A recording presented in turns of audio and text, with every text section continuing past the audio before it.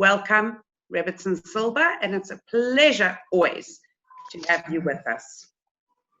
Hello. Okay, hi everybody. And will everybody just mute themselves also, please? Okay.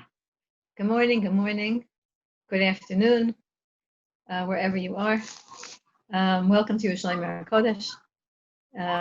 It's always good to have you here in my study. Many familiar faces.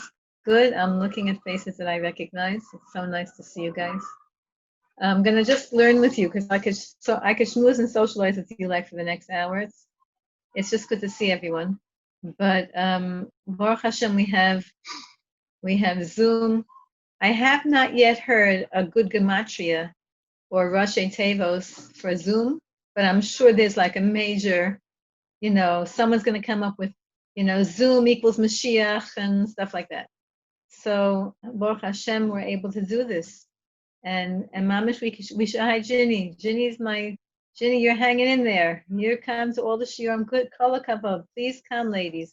You're invited to come. Ginny and Rebbetzin Joanne are my agents there. I'll give you the links to all the different classes that we're doing.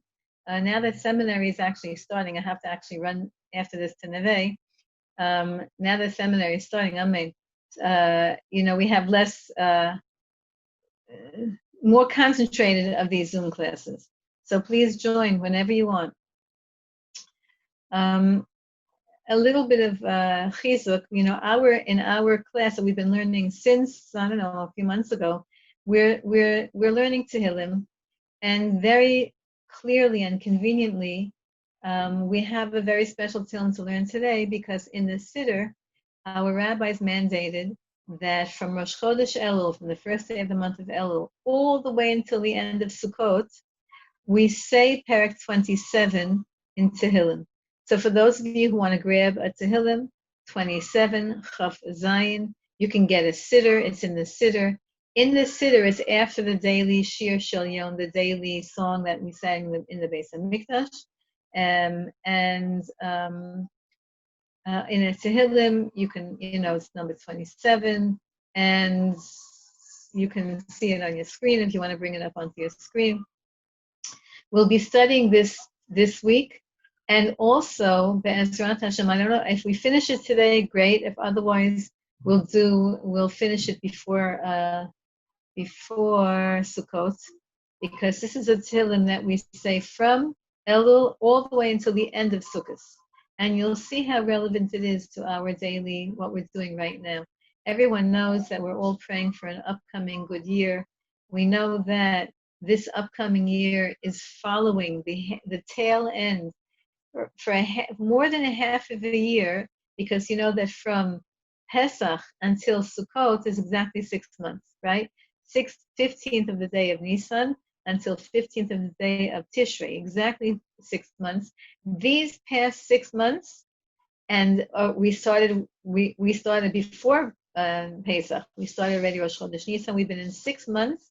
The tail end, the last end of Tavshin, the Tavshin Pei has been a real whopper of a year, and so Tavshin Pei Aleph has to be the better end of Tavshin Pei, and we're going to see incredible and revealed miracles here in Eretz Yisrael. I would just love to give you just an update on the current events here. Here in Eretz Yisrael, every single day, we're having another Arab nation declaring that they want to make peace with us. Every day. Today, last night in your time, Lebanon, a former president of Lebanon. Okay, Lebanon is not like the United Arab Emirates or Lebanon, like a major enemy. The former president said in public on a TV interview, he said, Israel does not want to destroy us. Israel wants to be friends with us. Israel does not want to take over our country. Israel would be very happy if we would have our own healthy country. We never heard ever words like this from any Arab countries, ever, because in the beginning of 1948, since the country began as a state, we've had just nothing but misery from all of our neighbors, and now every day somebody else wants to make peace with us. So we see that we're in a very remarkable time, and that Hashem is shifting over everything, shifting over everything. And so, before we begin, so let's begin the Tehillim, and Be'ezrat Hashem, remind me at the very, very end that I'm going to tell you a fabulous. Rochel, just before you start, I just have to shove this in here because we have a very good friend who lives in Ranana, and he was actually just in Dubai at this. He just said it was just phenomenal, and that he's a growing person. Let's put it that way. Wherever he is now, says, but this is just Yad Hashem. It's Yad Hashem. Absolutely, absolutely. It's revealed miracles. It's just revealed miracles. You should know that Dubai has been an open country. I know people who go and do business in Dubai. There's a Chabad in Dubai. But we never had official peace treaties, and okay, stuff is going on, ladies. Hang in there, stay alive, and stay connected, because it looks like Mashiach is coming. Things are changing in the world. We're awake enough and aware enough and mature enough to see this in the contrast of the Holocaust, which we're in the in the shadows of that, and then look what Hashem is doing. So let's look at the David Hashem Ori V'ishi Hashem, the David, Lid David. Again, I can do this it really would take me about 7 hours to do this whole parak of Tehillim. So I'm just going to give you like bullet points, but something.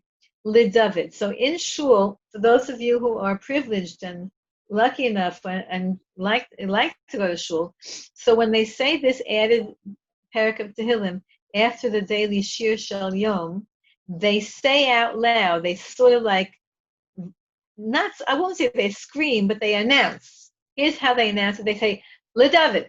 Like, it becomes a big announcement. And it's not just the Chazan, but everybody says that. Why? Because first of all, that's how the parak of Tehillim begins. But LeDavid it means by David. That's what the Lamed means. It means by David. But it doesn't just mean, by David, like Mizmor David, a song by David. It's telling us that David Hamelch received this. Whenever it has Lid David, which means by David, but you might ask, well, why is the grammar Lamed? Why is there a Lamed there? It should have been made David, from David. But the Lamed means that David Hamelch received this parak of Tehillim in complete prophecy.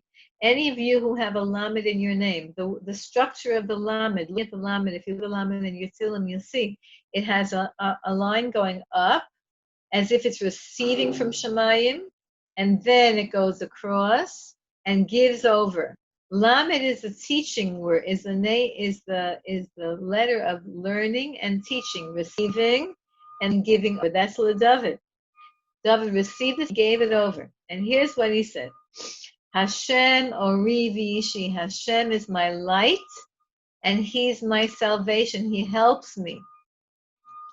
Mimi ira. And therefore, who should I be afraid of? I have nothing to be afraid of. Hashem ma'oz chayai. Hashem is the oz. Oz means the strength of my life. And therefore, Mimi Efchad. Again, repeating, who should I be afraid of? For those of if you learn Tehillim, and I think I already we've had a few classes in Tehillim. This is a rule. One of the rules in One of the rules in Tehillim is that David Hamelch oftentimes will take a phrase in one verse, one pasuk. He takes a phrase and then he repeats it again in different words, with a different flavor. So here you see an exactly illustration of that. Hashem is my helper. Who should I be afraid of? Hashem is my strength. Who should I be afraid of? And again, each of these words has different flavors, a different level of understanding. A ma'oz is really like a fortress. And a yish'i is really like a helper. So there's a different significance, or again, like a different slight different meaning to each word, but the idea is the same. Same thing with Mimi Efchad and Mimi Ira, two different words meaning fear. One is an internal fear, one is an external fear. So David Melch is right off the bat saying, Hashem, I have nothing to be afraid of. You are helping me. Now, why do we say this in the month of Elul and Tishrei? Because we're now embarking on a campaign of self-improvement. And a lot of times in this campaign of self-improvement, we get scared, nervous, overwhelmed, anxious. We worry like, will I really be able to, am I really sincere? Do I really regret? Do I really want to be better? There's a lot of internal mind nervousness in this time of the year, specifically because we're dealing with our dirty laundry that's coming out. It's much easier to stuff the dirty laundry in the bottom of the hamper and not deal with it. But we take out all of our dirty laundry and we examine it. We examine our character traits. This is what Jews do. We do this once a year. Actually, we do it twice a year, right before Rosh Hashanah, and then right after Pesach until right before Shavuos. We have a stock taking. We take stock of who am I? Who am I? Now, ladies, you're already mature ladies. It's not like I'm talking to my young, seminary girls who are sort of like, la, la, la, everything's great. We're already mature. We understand that life is precious and we have to make the most of it. And the barriers to making the most of life are oftentimes, not always, but oftentimes our own character traits. And so we have to do self-analysis, and that can sometimes bring us to discomfort. And therefore, off the bat, David Melch says right away, Hashem, you light me up, and you're helping me. And I'm not going to be afraid of anything or anybody. I'm not going to be afraid of my Yetzer Hara, my evil inclination.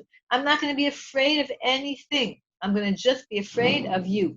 This past week, today's the 21st day of the month of Elul. On the 18th day of the month of Elul, on Monday, was the Baal Shem Tov's birthday. The Baal Shem Tov's birthday, the Baal Shem Tov, the founder of Hasidus, and he became an orphan right away as a little kid. His parents were old, they never had kids, and they had a major, major test in their life. I don't even know if they gave up for having children, but they had a major test. They passed the test, and then right away his mother got married and got pregnant. And they gave birth to him, to this Yisrael, who later became the Baal Shem Tov. But his parents then right away died, left him an orphan. He was age 5. When both of his parents, by the time he was 5, both of his parents had died. His father died first, and on his father's deathbed, he said to his son, who he knew would be a great tzaddik, he said, no, don't be afraid of anything. Don't be afraid of anyone. Just be afraid of Hashem. And when you say afraid of Hashem, just be in awe of Hashem. Just be conscious of, what does Hashem want? Hashem is watching me. What does Hashem want me to do right now? That's all. Everything else, don't worry about. And I found in my own life that when you let go of the fear, you become free to really be the real you. That sometimes people are afraid. I'm going to say something. All of us who are mothers know this. A lot of times we're afraid of our own kids. We used to be afraid of our parents. Like my mother's generation, they had awe and derech eretz towards their parents. We are afraid of our kids. Like if I say the wrong thing, my kid's going to go to the therapist and tell on me, or my kid's not going to talk to me anymore. Like we're afraid of our kids. And that creates an artificialness in our relationship. When we let go of that and just be real, then there's all of a sudden a fabulous relationship. So not to be afraid. Not to be afraid of circumstances, not to be afraid of corona, not to be afraid of lockdowns. Just Hashem. That's it. Hashem is with us. That's it. There's a very wonderful doctor. His name is Dr. Zelenko. His Hebrew name is Ze'ev Ben Leah. He's a special person.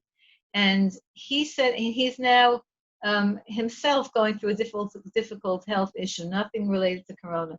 But he said a very interesting, I want to quote him because he needs the exclusive. He said, it doesn't matter how a person dies. It matters how a person lives. Because in the past 5,780 years, people have not stopped dying. Everybody dies. But how do we live? So that's it. Hashem, you're my light and you're my salvation. Now Rav Kook says, you see, I can talk about this possible for forever. Rav Kook says on the word Hashem Ori, you're my light. Rav Kook says the following in the 8th chapter of Oros HaTshuva. For those of you who want good reading material, Lights of Teshuvah. There are many English renditions of it. It's a beautiful book. The 8th chapter, the 16th subsection. Rav Kook says, why do we need light? What is this thing about Hashem is my light? Hashem, what is Hashem? Is like a flashbulb? Hashem is like a light figure? Like, what does that mean? So you might say it means enlightenment. Hashem opens my eyes and allows me to see. That's true. But Rav Kook explains that whenever anyone begins to do introspection, really sincere introspection, the kind that's a little bit painful, like, ouch, like, oh, I thought I was so generous, now you're telling me that I'm not. Oh, I thought I was so selfless, now you're telling me that I'm not. When a person begins to do self-reflection, it's like we begin to see, perhaps, our shortcomings. And then we begin to feel low and hard on ourselves. Like, how can I be still fighting this battle? I've been fighting this battle for 35 years. I still haven't managed to master this particular quality. You know how it is when you just start a diet and someone says, and you're really working so hard, and then someone says to you something like, oh, you look like you gained a little bit of weight there.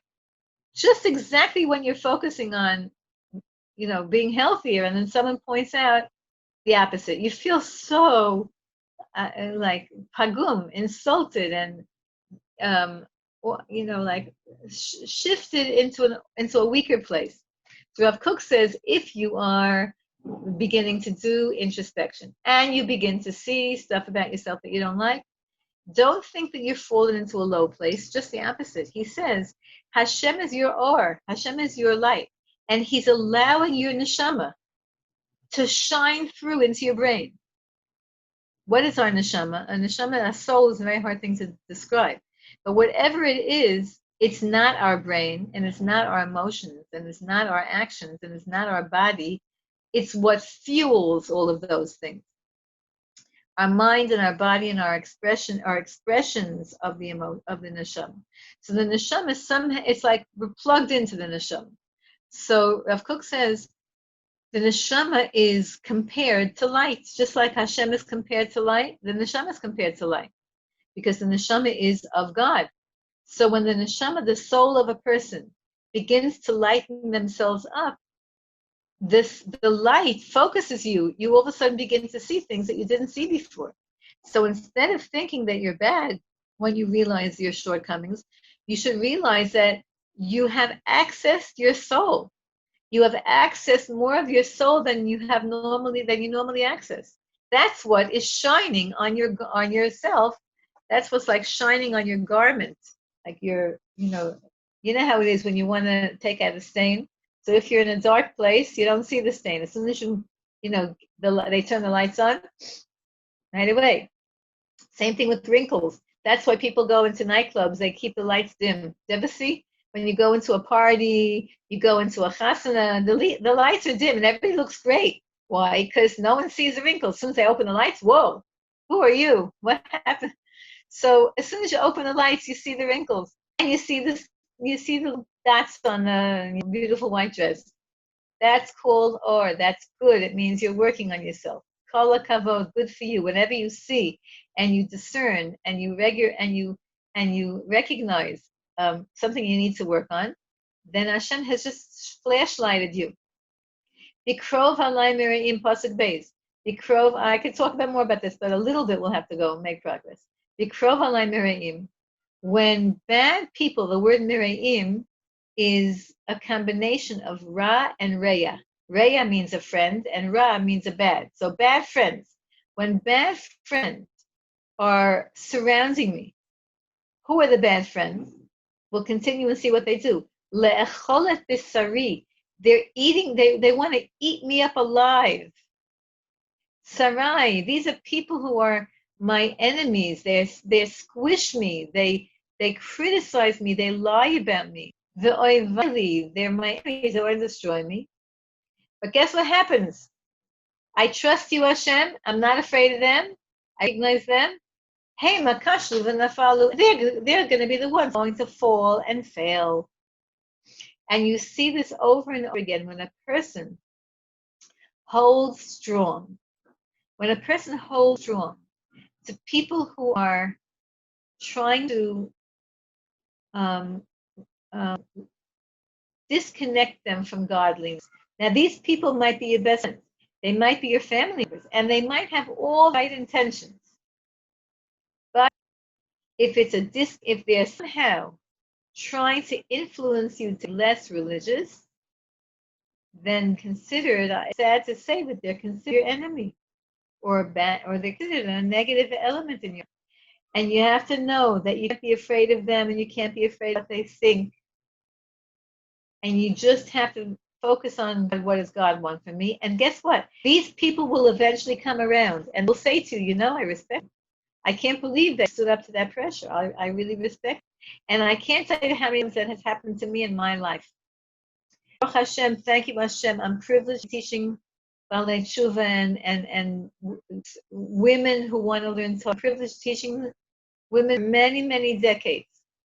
And I've gotten a little bit of flack. That's an American word. I don't know if you have that word in England. Criticism is a nice way of saying that. One lady once came over to me and she gave me a shove. She gave me a push and said, "Don't teach my daughters anymore."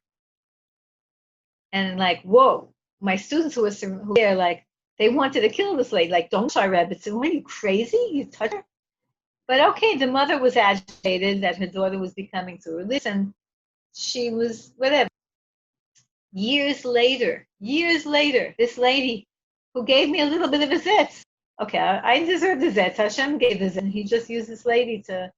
But years later, this lady she was so embarrassed, she called me, and she begged. She says, "I need a favor from you, but first I need to beg your forgiveness." It was on the telephone. She says, "I'm on my hands and knees begging you, forgive me."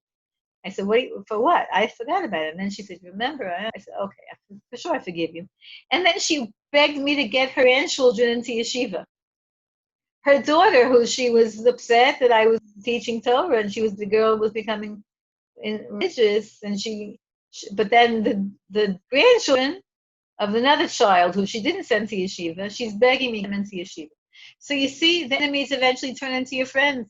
They turn into your admirers if you stay strong.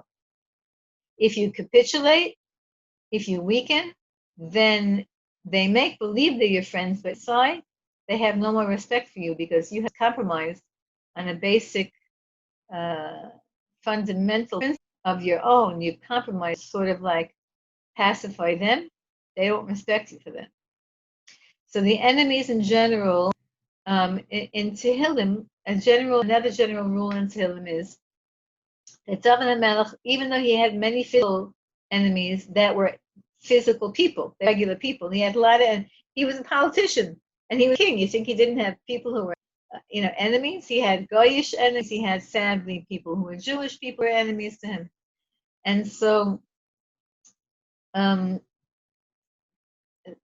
he talks about his enemies, he means them. But David HaMelech is teaching us an incredible lesson, and the lesson is, whatever is in the physical world is really just a mashal, it's a parable, it's an allegory for something in the spiritual world. So if you have physical, human enemies, it really is a parallel for your own internal enemy. Because each person is their worst enemy. We are our best friend. We should be our best friend. Each person should be their own best friend. You need to take care of yourself. Spiritually, physically, emotionally, psychologically, intellectually, you have to be your best friend. But we all know, we could be our worst enemy. No one can mess us up as much as we mess up ourselves. So whenever David talks about enemies in Tehillim, he's talking about his external enemies, true, but he really means his internal enemy. Don't be afraid when all the negativity surfaces. Let's say, you have a desire for something. Let's say you haven't, I don't know, you haven't said Lashon Hara in a very long time. And all of a sudden you had this juicy piece of gossip and you're going crazy. You want to call up so and tell her such. And you think, I haven't had this desire. I haven't had such a passion for wanting to do something wrong in a very long time. So you might be annoyed with yourself. Rabbi Nachman Breslov teaches us that whenever Hashem wants to lift us to a higher level spiritually, He always lets us crouch down a bit. He makes us fail a little bit, or fall a little bit, or be tempted a little bit, and then we overcome, and then we rise to a higher level. That's called in Hebrew, for those who know Hebrew, Yerida, going down, Yerida, Letzorech, for the point of Aliyah, of coming up again. Now you know the word Aliyah, because Aliyah is, I want you the guys to do. I want you all to make Aliyah. Everybody in England, bring everybody in England, bring all just to Eretz Yisrael, make Aliyah. Look, Hashem has a cute way of deciding that. Look what He did. He turned the world upside down, closed the gates to Israel. You know how it is. Once you can't have something you want to, and you can't come, so now people want to come. So Aliyah. Aliyah means lifting yourself higher. First, you have to have a Yerida, a failure, a going down, a holding back, a descent. L'tzorach Aliyah, for the purpose of making you wake up to want to push you to go higher. So that's why we have enemies, why we have thoughts, and that's why we have all kinds of temptations. Because Hashem is giving us chances to actually acquire spiritual greatness. And in the end, our enemies will fall and fail. In the end, they will fail. If they have not yet failed, because it's not yet the end. You know the famous yearbook line. I don't know if yearbooks in England, but in America they used to have a yearbook at the end of high school, and they would pick a saying that they wanted to say on their page, and the most famous one was, "Every story has a happy ending. If it's not happy, then your story is not yet ended." Right? So our enemies, if your Yehara one day will become your friend, because you're going to overcome it and transform it into something great. If it's still bothering you, because you're still working, good. David Mel continues and says, I'm not going to be afraid, even if I don't just have one enemy, even if I have an army of enemies, and they're surrounding me, I'm not going to be afraid. And even in the middle of a war that these enemies actually attack, I'm trusting still in you, Hashem. I'm trusting in you, Hashem. You know that I've been privileged to live here and saw through several wars. And I want to tell you something. I always felt whenever we would hear a song, I always felt much closer to Hashem and much more protected. Even when we would run to the whole, we run into the air and shelters, I just felt Hashem so much closer to us. Dafka is giving us kinds of enemies. Okay, but that's a story that's finished already. We're not going to have that now. The whole world wants to be our friend now. So no more wars. Could you imagine if we are living through the beginning of Israel becoming at peace with her neighbors, which no one ever was possible, and all of a sudden, out of nowhere, Hashem made it happen. Where did this come from? So if you look at the picture of Mr. Trump, if you look at the picture of him, they nominated him for a Nobel Prize. It doesn't matter if he wins or loses, because all that's stupid politics. But the fact is that someone in planet Earth acknowledged that he made a very big step toward world peace. Anyway, so picture of him when he signed whatever he signed to indicate that the Emirates and Israel were going to be having a peace treaty. If you look at the picture of him, he's surrounded by a very famous picture, wearing his red tie, and he's surrounded by Jared Kushner and Mnuchin, I don't say his name, Mnuchin. On the other side is David Friedman, and on the other David Friedman is Avi Berkowitz. On the other side of him, another Jew. He's surrounded by Orthodox Jews. It was a remarkable. I'm sure there were other people in the picture, but could you imagine what Hashem do? Hashem turned the world upside down. So maybe we have to worry about war anymore.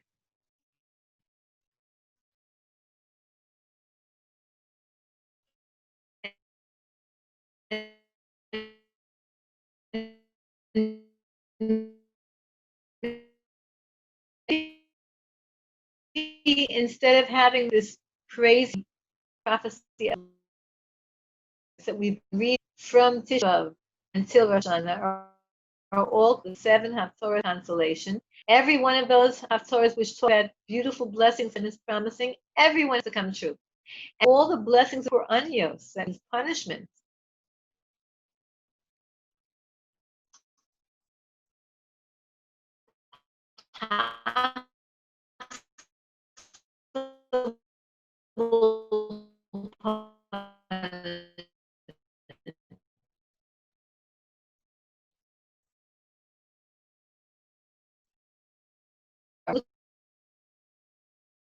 Looking at some of you who are that you're online. I love when I see faces. So I'm looking at all of your faces and look at how we're all sitting in the lap of luxury compared to our great grandparents. Think about our great grandparents, how they lived, or great grandparents. They were all like, they didn't have, we have.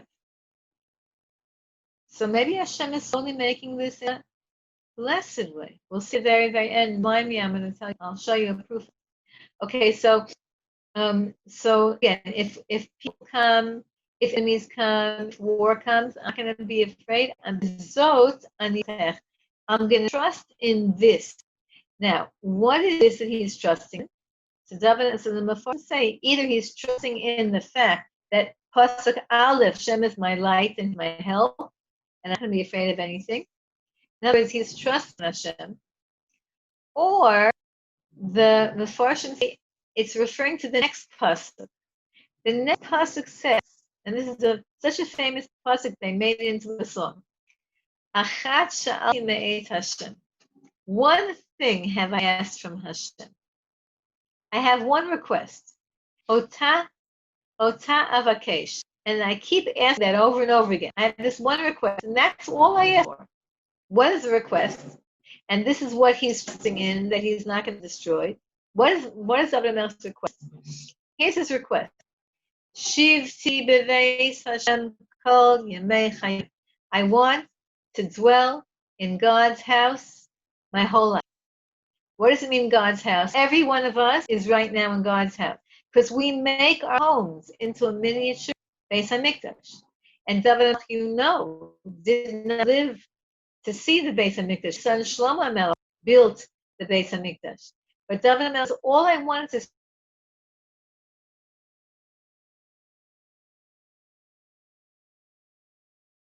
to be in a house of God, meaning in a shul, surrounded by Sfarim, surrounded by holy books, surrounded by Shabbat candles, and mezuzah, and Shabbos skills, and a kosher kitchen. That's, you have created a little miniature Beit Hashem, a Beit Hashem mean house of God. A Chabad house. A Chabad house doesn't have to be, you don't have to be Chabad, you just have to be a Jewish woman dedicated, making her home into a holy place. Put on beautiful pictures of Eretz Yisrael. Or yet, sell your house and buy an apartment in Eretz Yisrael. So, David Melch, this is what I'm trusting.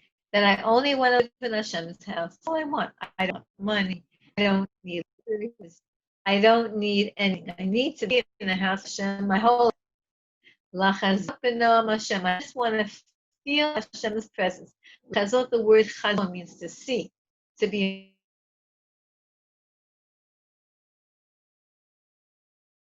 Or na'ama, it means pleasantness, it means deliciousness, it means geschmack. There's such a word in Yiddish. It's such a good word. It's a word when you say it, you enjoy the word geschmack. Geschmack in Yiddish means delicious. It means noam. It means word. It means absolute perfect pleasure, but a healthy, delicious, wonderful, wholesome feeling of godliness. That's what I want to be. That's all I want. Ulevaker Hechalo, I want to be in his Hechal. Hechal is the temple. Hechal is the Beis Hamikdash, the shul, the yeshiva. A Hechal literally means a dwelling, a structure. So David HaMelech said, you know why I'm not afraid of anything? Because I know that the deepest part of me just wants connection to God. Okay, now you might say that there's a lot of things I want. It's true, I want connection to God. I also want connection to my family and to my friends and to have parnasa, to be living and to have a good life and to be healthy, to be seen nachas children. There's a lot of, we have a long shopping list that we have from Hashem, a long one. But David is reminding us, he's actually pointing out to us something that's so, it's to me that we say it every day in these times, in this whole time. David Melch says, you know what you really want? What you really, really want? The reason that you want everything is because you really want closeness to God. That's the root of what you really want. You might not know that about yourself. You might think you want good health, you want wealth, you want happiness, you want a long life. I think you want all those things. But everybody knows that none of those things in and of itself will ever be permanently satisfactory. Because as soon as you have it, it becomes like normal and you don't even appreciate it anymore. Why did Hashem place in us this concept called wanting? Because Hashem wants to know that we want Him. We want to be close to God. Once we're close to God, everything falls into place. And here David HaMelech is highlighting this. Because when he talks, he's not just talking for himself and to himself and about himself. The Gemara tells us, and the Tehillim tells us, that every single pair of Tehillim that King David wrote, he wrote on 3 levels. One he wrote based on his own life and his own being. The second he wrote for the whole Jewish nation as a whole, as a nation. And the third level, that's why every part you can relate to, the third level is, he wrote for every individual Jew that would ever live. He had us in mind. He said these words, and we repeat them, but he's telling us, he's revealed to us what we really are. What we really are is a piece of holiness, a piece of longing for godliness. And everything else is just either a cover-up for their manifestation of it. For example, I'll give an example. Everybody knows, it says Rabbi Nathan teaches that the whole world, even Goyim, are antsy, agitated, bored on Saturday night. Motzei Shabbos. Rabbi Nachman is a very famous teacher. He said everybody's bored, not bored, agitated, wants to go do things. You know how I know how it is, and Baruch Hashem, here in Israel, eateries are not open with Shabbos. When I lived in America, on Shabbos, you went for pizza, like bagels. If you have that in England, you like Motzei Shabbos, yeah. So Motzei Shabbos, you go out, or you go shopping, you go to the mall, you go out. You've been in a whole day, you've been Shabbos, and you go out. Rochel says, why is that? So you might say, it's because the kids are me crazy all day and I have to get away. Or because whatever you was, and you might say whatever. And Rabbi Nachman reveals he's a Goyim. Even Goyim feel most Shabbos need to party, to go out. Why? Rabbi Nachman reveals the following amazing secret. He says, we know the Gemara says that Mashiach Tzidkenu will not reveal himself to the world on Shabbos. Maybe he'll reveal himself to, let's say, Tzaddikim, but there's not going to be shofar sound of Mashiach. It's going to happen on Shabbos for many different reasons. So when's the first time in the week that Mashiach can actually reveal himself? Is Motzei Shabbos. Shabbos is over. So the neshama of the Jew and the neshama of even him, the soul, the deepest element of the person, soul of the person, actually feels the expectation, the anticipation, the longing for Mashiach. That's the soul. But you see, our soul is not our brain. Our soul is the energy that supplies energy to our brain. So our brain just feels this agitation, this excitement, this longing, this something, and it misinterprets it. It misinterprets it as, let's go shopping, let's go eating, let's go partying, whatever. Because that's what happens when people are not understanding of what neshama is. That's why when a person has longings for things, I'm talking about deep yearning and deep longing. It's normal. It's very normal, but you should know the root of it is that neshama, your soul, is awake, and it really wants perfection. It wants Hashem's closeness. It wants holiness, and it doesn't know how to express that to you. So you think you want pizza. You think you want to party. You think you want to go take a walk, take a run. But really, and you can. You go get pizza, get shopping, get a run, get whatever it is. But understand, at least understand that your neshama is speaking to you and said, I really am searching for meaningfulness, for permanent meaningfulness. That's why David says, I trust, I'm confident in this thought that since I want Hashem and since I know that I want Hashem, I know that I don't have to worry about anything else. Okay, I just want to show you a little bit more on this pasuk. I want to be in Hashem's house, visit Hashem's house, see the pleasantness, the beauty of being close to Hashem. That's all I want. Ulevaker, and I want to visit. Now, you know that word because you know Bikur Cholim. Bikur Cholim means visiting the sick. So levaker, to make a bikur, to visit. What does it mean to visit the Heichal? I want to be in Hashem all the time and visit it. What does it mean? If you're there, you're there. You're not visiting it. So I saw a full interpretation as, does anybody remember the first time that they were inspired in any area of their life? In the first you were inspired. It's such a glorious feeling of the first time, when you got engaged, the first commitment you made, when you had got married, when you had your first child, the first are always very, very powerful. And the memory of the first week you wore your engagement ring, you showed it off to everybody, as opposed to now you can't even find it, put it in the vault because you don't want to get it, because if you're washing the dishes, you take it for Shabbos or Yantif or whatever. The first time anything is gishmak, is delicious, really, really special. And then afterwards, it's nice. It's always very nice, but it's never like this time. So David HaMelech is saying, I want to always be feeling your presence, Hashem, but I'm going to ask you something more. I'm going to say that I want to feel your presence all the time as if it was the first time. I want to be like a visitor. I want to be in the Beit Mikdash or in shul, in holy environments my whole life. But I want to feel as if it's the first time. I want to have that original inspiration. I don't want it to get flat. I don't want it to get same old, same old.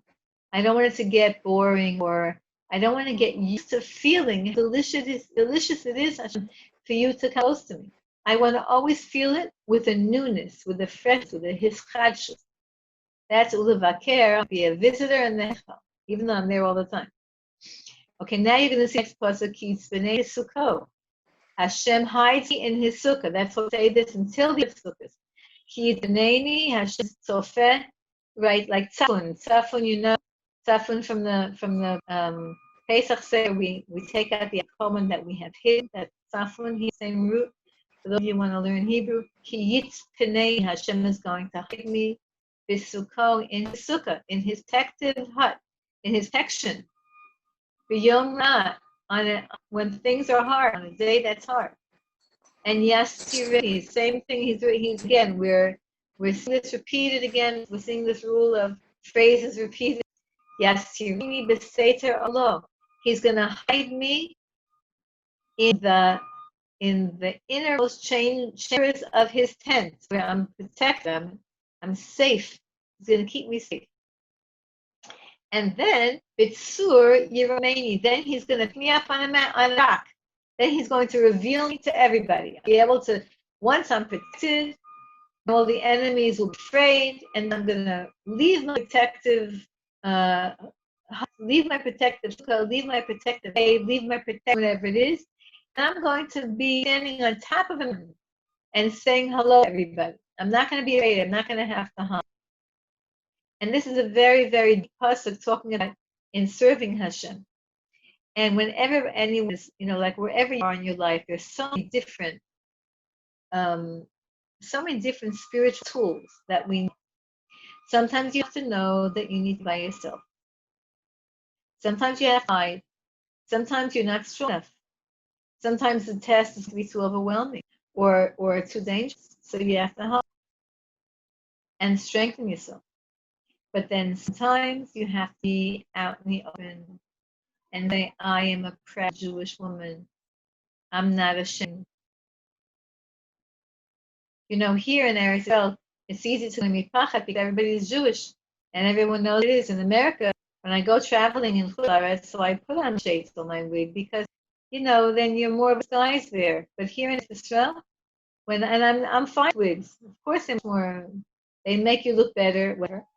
But here, I feel that it's more of a revealing the mitzvah, like, look, everybody, I'm doing the mitzvah. You could hide. Sometimes you have to hide Judaism, and sometimes you have to display your Judaism. Sometimes you have to hide bracha. I remember as a teenager, I was once out in Manhattan. I'm New York originally, and I went to Manhattan with friends. I felt what we were doing, but I was the more religious in the group, and I wanted to have in mincha. But I was embarrassed because I don't want my friends to think that like one of these, like, super duper any. So I went to the phone booth. It's a typical thing that, in those days we had phone booths. And if you don't know what a booth is, watch Dr. Who. Doesn't he have a phone booth and it becomes a space or something? So I went to old-fashioned phone booth, picked up the phone, daven mincha. I said, I have to call my parents, right? And I went daven a quick shmutz, right? That's called hide. Nowadays in Israel, you have mincha, you see it's late, you're in the middle of the street. You just stop in the middle of the street and you just stop in mincha in the middle of the street. Because in Israel, you can be proud of being mincha. You don't have to hide and stand up on a displayed rock. You can stand up on a stage and on a platform and say, hey, it's mincha time. And in the middle of the street, and you see this all the time, you'll see girls on the middle of the street go on the sidewalk, off to, not in the middle of the street, but they'll go outside and daven mincha. And everyone knows what that is. Because we're proud. And you know what? I'm going to say something else. The Arabs are all proud to pray. And it's good that they pray. The good Arabs are good. And they'll stop in a little work and they'll bow on the ground. That's good. They're proud. Pray to God. In the morning here, right? You can't hear it now, Hashem, because Hashem did me a big head. He did you a big head also.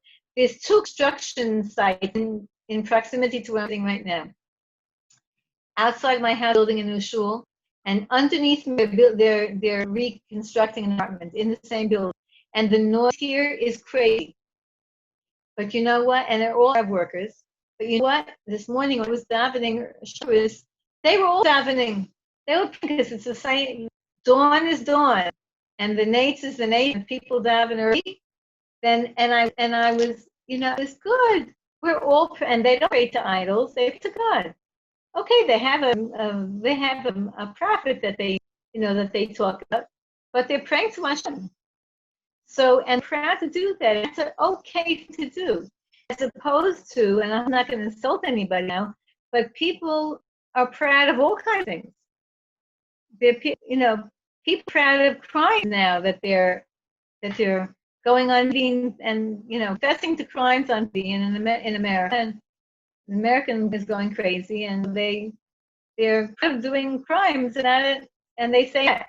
So no, we're proud of doing mitzvah, but sometimes you have to hide a mitzvah. Sometimes either people around you are not really see what you're about to do, or whatever. Sometimes you're ready to announce the world that you're doing particular. Let's say tznius, with a woman. Once put on that appropriate clothing, you've made an announcement.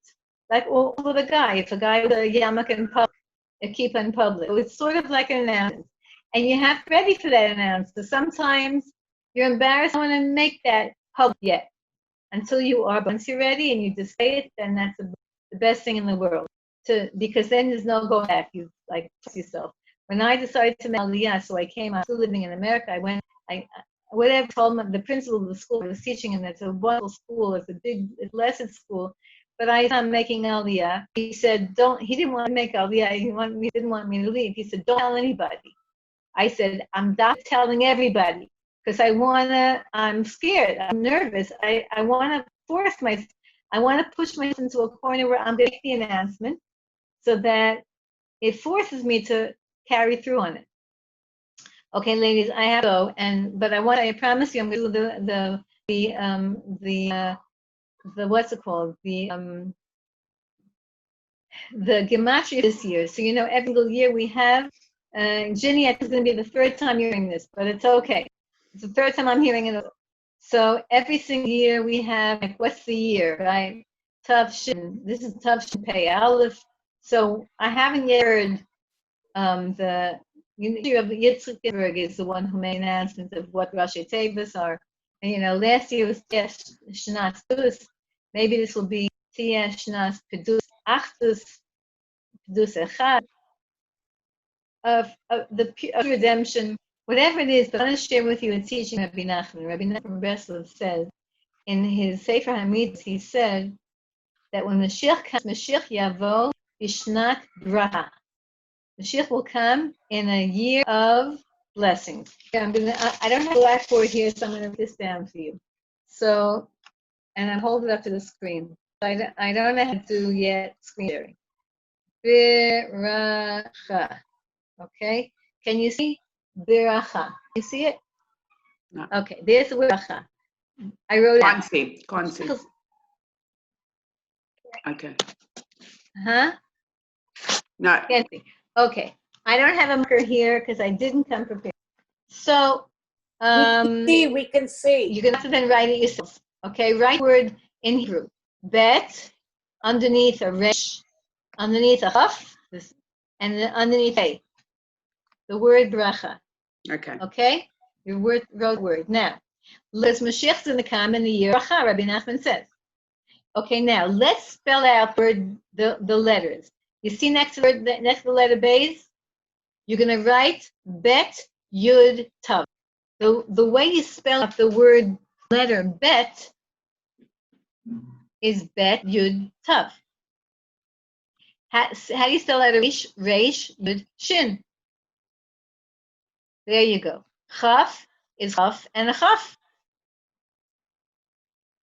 And a Pei, I'm sorry, Chen Pei. Chaf Pei. And Hey is Hey Aleph. Look at the last letters. What see? Taf, Shin, Pei, Aleph. Rabbi Nachman says Mashiach is coming in the year of blessings of bracha. When you spell out letters of bracha, the final letters spell out our Amen year. Taf, Shin, Pei, Aleph. Did you see that? Yeah. You saw it? Yeah? Yeah. Okay. That's my gift to you. It's a great encouragement. Let's hope Mashiach really comes in a revealed way. And let's hope I see guys here on the vacation, or maybe you'll have a shul, or you'll make a community, and you'll bring me to that community. You'll get a whole, everybody will together. If you think about Aliyah, people always came in groups. The Russians came together, then the Persians came together, vice versa. People come like in communities. So we're going to have a community. Everybody's going to come in community. Okay, I love you all. Let me hi to everybody. Hi, Jen. Hi, Amanda. Hi, Jenny. Hi, Miriam. Thank you. Samantha.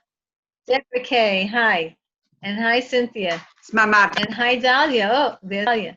And see, I see faces I recognize already. Good. Faces on Angela. Good morning. Hi, Angela. And another Angela. No, that Angela into Sarah Greenfield in my screen. Oh, you all disappeared.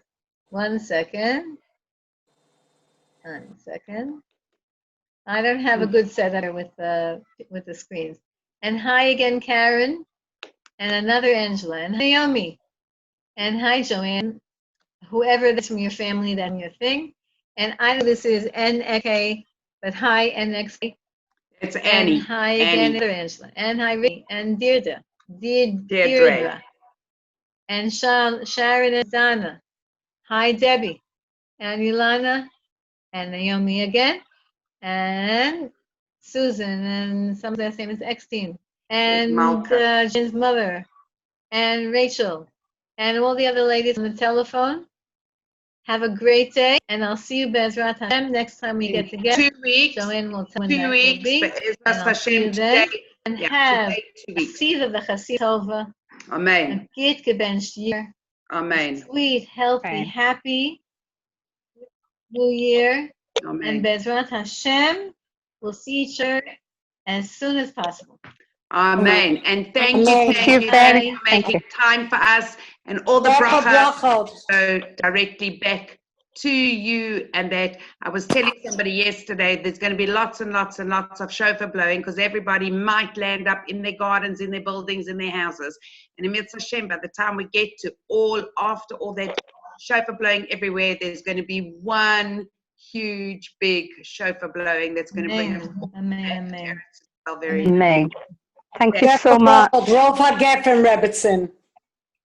lovely to have everybody. Thank you for joining us. Rebbetzin Sari Yocheved Riegler will be with us tonight at 8 p.m.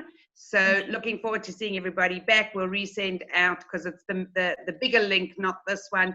And Rochel Be'ezras Hashem will be back with you today, 2 weeks in Aseret Yemei Tshuva, or we will be with you on the vacation. Thank you, Joanne, for arranging this, ladies.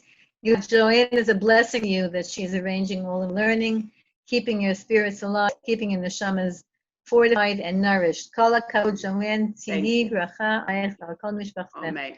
Amen. Joanne, Amen. how did the Rebbetzin write it? Bracha like this, and then Okay, sort of. base, Good. Chaf, okay, and the hay is the aleph. Hey, Aleph. Chaf, Aleph. Oh, the chaf is Aleph. chaf pei. One. So the final letter is the pei. And the hay, the final letter is the aleph. Tavshin pei aleph.